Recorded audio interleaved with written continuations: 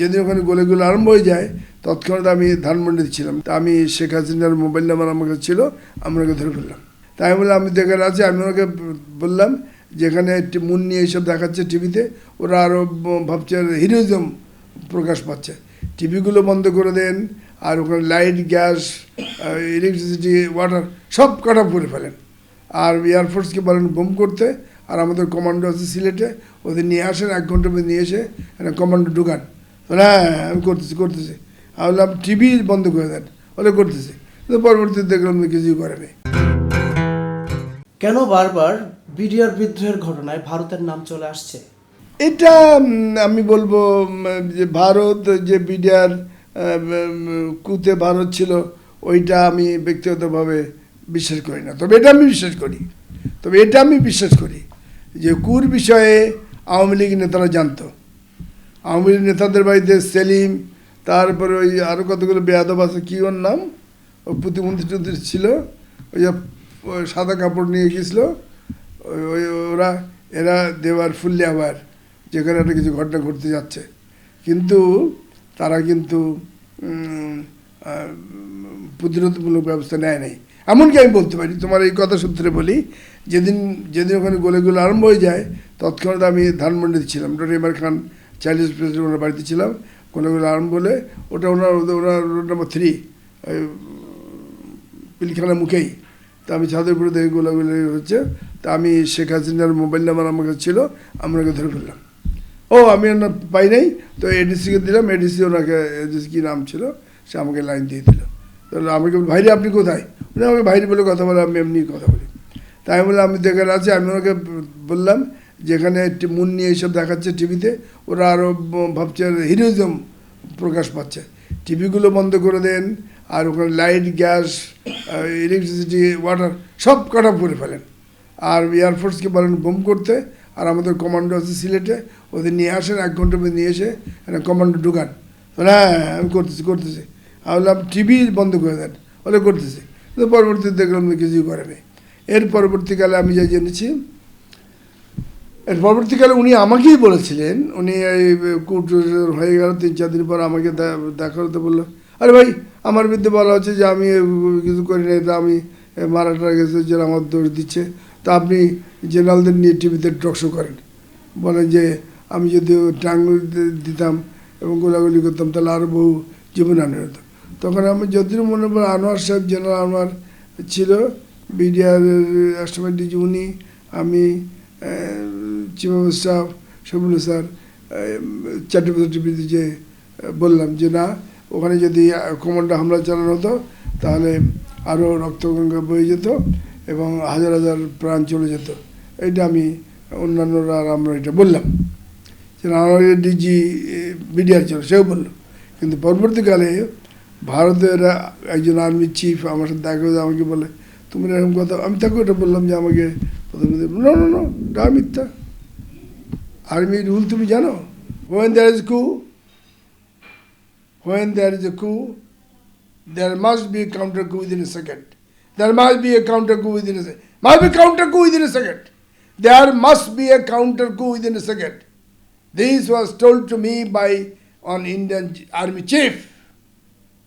তার ছবি আমার সাথে এখানে আছে, সে বলছে তোমরা why you hesitated and you wasted time and all the ferocious generals and super qualified generals are gone. আমাকে বললো তোমরা এটা কেন করছো? এটার জন্য দায়ী হলো Moeen, general Moeen. He is unfit to be the chief. তাকে আর্মি চিফ করেছিল Khaleda Zia, he is total unfit. আমাকে শেখ হাসিনা বললো, আমি যখন শেখ হাসিনাকে এই ইন্ডিয়ান আর্মি চিফের কথা সে বললাম, সে বললো আরে ভাই আমার কি দোষ, ওই 3 আর্মি চিফ আমার কাছে কেন আসছে? আমি কি সেনাবাহিনী কোনো কিছু বুঝি? তারা তাদের কাজ করে যাবে, তারা আমার কাছে কেন আসছে? তারা আমার কাছে বসে থাকে কেন? তারা যা করে ফেলবে। আমি তো আর্মির কিছু চাই না।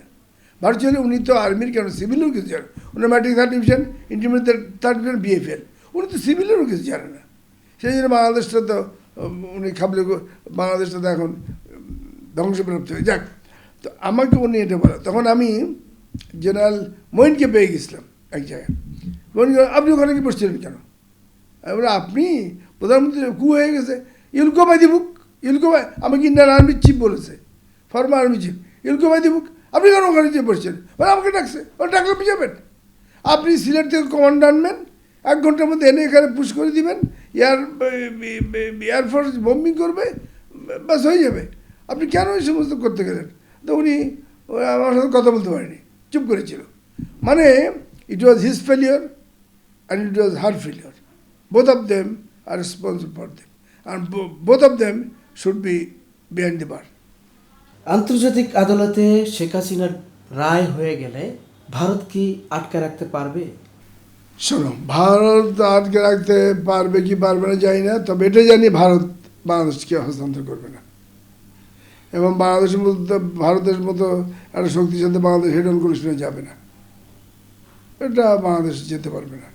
তবে আন্তর্জাতিক রায় হয়ে গেলে এটা একটা শুভ লক্ষণ হবে, এই যে বাংলাদেশে আওয়ামী লীগের যে দুর্নীতি বা রাক্ষস খোকসদের যে তৎপরতা তারা বাইরে বসে এখনও চালাচ্ছে, সেটা থেকে বাঙালি জাতি মুক্তি লাভ করতে পারবে। অন্তর্বর্তী সরকার এখনো পর্যন্ত পাচারকৃত অর্থ ফেরত আনার কোনো উদ্যোগ নিচ্ছে না? নিচ্ছে কিন্তু কার্যকরী হচ্ছে না। কেননা টাকা একবার হাত বদল হয়ে গেলে টাকা তার, টাকাতে দেখছো তো, টাকাটা কিন্তু গোল। টাকাটা একবার ঘুরে যদি রাউন্ড দিয়ে আরেকদিক চলে যায় তার হাতে। এই যে ধরো আমাদের বাংলাদেশ ব্যাংকের টাকা চুরি হয়ে গেল, তো আমরা অনেক করলাম কিন্তু টাকা আসলো না। এটা হয় কি, ওই দেশগুলো কোঅপারেট করে না। তবে আমি মনে করি লন্ডনে যে টাকাগুলো চলে গেছে, রেন আর মেয়েটে ইত্যাদি, ওই টাকাটা ফেরত আসার সম্ভাবনা আছে। কারণ British government is very law abiding government, এবং তারা খুব ইজ্জত সম্মানের মূল্য দেয়। ওই টাকাটা ফেরত আসার সম্ভাবনা আছে। ব্রিটিশ গভর্নমেন্ট যেহেতু একটা highest Democratic country in the world, তারা এই টাকাটা ফেরত দেবে। আমার ওখানে 10 নম্বর ডাউনিং স্ট্রিটে আমার ফ্রেন্ড আছে, তারাও আমাকে ইঙ্গিত দিচ্ছে যে এই টাকাটা উদ্ধার হলে definitely Bangladesh will get back this money. British government দেবে, আই এম শিওর। কিন্তু আমেরিকা গভর্নমেন্ট দেবে না, আমেরিকা গভর্নমেন্ট দেবে না, ইন্ডিয়া দেবে না, সিঙ্গাপুরও দেবে না, এরা দেবে না, বলা যায় না। সিঙ্গাপুর দিতে পারে, সিঙ্গাপুর দেওয়ার ইতিহাস আছে। আমরা যে কোকোর টাকা ফেরত আনছিলাম কিছু টাকা, তো সিঙ্গাপুরের টাকা ফেরত আসতে পারে। আগামী নির্বাচন কেমন দেখতে চান একজন সচিব হিসেবে? আগামী ফ্রি ফেয়ার ইলেকশন দিতে চাই। ওই শেক্সপিয়ার যে লিখে গেছে fair is foul, foul is fair, ওটা করলে হবে না। শেক্সপিয়ার জানো তো লিখে রেখেছে foul is fair, fair is no, it must be fair, it must be fair, absolutely fair. এবং কোথাও যদি কোনো মানে আনফেয়ার কিছু হয়, দিনান্দার ওই জায়গার ইলেকশন বাতিল হবে, আর ওই জায়গার যেসব ক্যান্ডিডেট থাকবে গ্রেপ্তার করতে হবে। এবং আমি বলি, এবং এটাও আমি বলি যে নতুন নতুন কিছু আইন জারি করতে হবে। এটা প্রেসিডেন্টের ডিগ্রি দিয়ে আইন জারি করা যায়, সেখানে এই আইন জারি করতে হবে, কোনো যদি ক্যান্ডিডেট সীমা লঙ্ঘন করে, বেআইনি কাজ করে, he'll be caught, he'll be arrested, he'll be put behind the bar, and his properties would be confiscated. এটা খুব খুব ইম্পর্টেন্ট। চায়নায় যেমন বলা আছে, কেউ যদি রেপ করে তাহলে তার properties government of China confiscate করে নেবে। তাই শুধু না, ওইটা যাকে রেপ করা হবে ওই মেয়ের নামে দলিল হয়ে যাবে। এর ফলে দেখো ভয় চলে গিয়ে রেপের দিক যায় না। আমাদের দেশে যে আইন করা যায় যে রেপ করলে তার সম্পত্তি ওই মেয়ের নামে অটোমেটিক্যালি রেজিস্ট্রি হয়ে যাবে, এডিসি ল্যান্ড রেজিস্ট্রি করে দেবে, তাহলে কিন্তু রেপ হবে না। তারপর বাবা বলবে আমার ছেলে রেপ করেছে, তার ছেলের তো কোনো ল্যান্ড প্রপার্টি নাই, তার বাবার কাছে ছেলের যে অংশ থাকবে ল্যান্ড প্রপার্টি, ওই অংশের এডিসি ল্যান্ড রেজিস্ট্রি করে দেবে। ফলে এটা খুব ইম্পর্টেন্ট। সুতরাং আমি মনে করি অনেকগুলো আইন জারি করতে হবে, প্রেসিডেন্ট ডিগ্রি বলে, সেটা করতে হবে যে ক্যান্ডিডেট আইন লঙ্ঘন করবে বা কারচুপি করবে বা কিছু করবে বেআইনি কাজ কারবার, তাহলে তার ক্যান্ডিডেটসি বাতিল হবে শুধু না, তার ল্যান্ড প্রপার্টি ব্যাংক ট্যাঙ্ক যত আছে সব কনফিসকেট হবে। এখন যাও ইলেকশন করো, ইলেকশন করতে গিয়ে যদি বেয়াদবি করো, বাড়াবাড়ি করো, তুই ফকির হয়ে যাবো। এইটা করলেই কিন্তু সব টাইট হয়ে যাবে। এবং আমি মনে করি আমি বলি, আমি তো চিফ ইলেকশন কমিশনার কেমন তাকে আমি চিনি না, তবে আগের এক চিফ ইলেকশন কমিশনার সম্পর্কে আমি জানি। সে যখন তাকে সিইসি করায়, তাহলে তুমি যাচ্ছ কেন, সিইসি হতে যাচ্ছ কেন?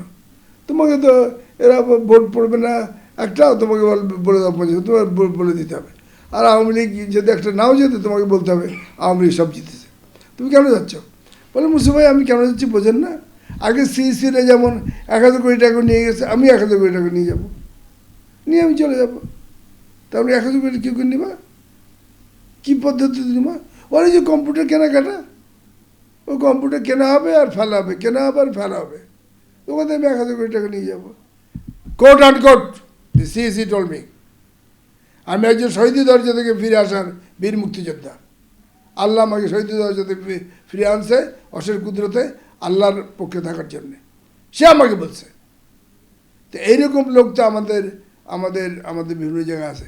সিইসি ওখানে দিতে হবে, ইন্ডিয়ান সিইসি ছিল তার মতো, যার ভয়ে ভূমিকম্পের মতো কাঁপত ইন্ডিয়া। সেরকম সিইসি দিয়ে করা যায়, তাহলে ইনশাল্লাহ ভালো ভোট হবে। এবং ভোট দিতে এবার বিএনপি 90% 80% ভোট তো তারাই পাবে, কারণ জনসমর্থন তাদের দিকে। They will form the government, তাহলে একটা ডেমোক্রেটিক যাত্রা শুরু হবে ইনশাল্লাহ।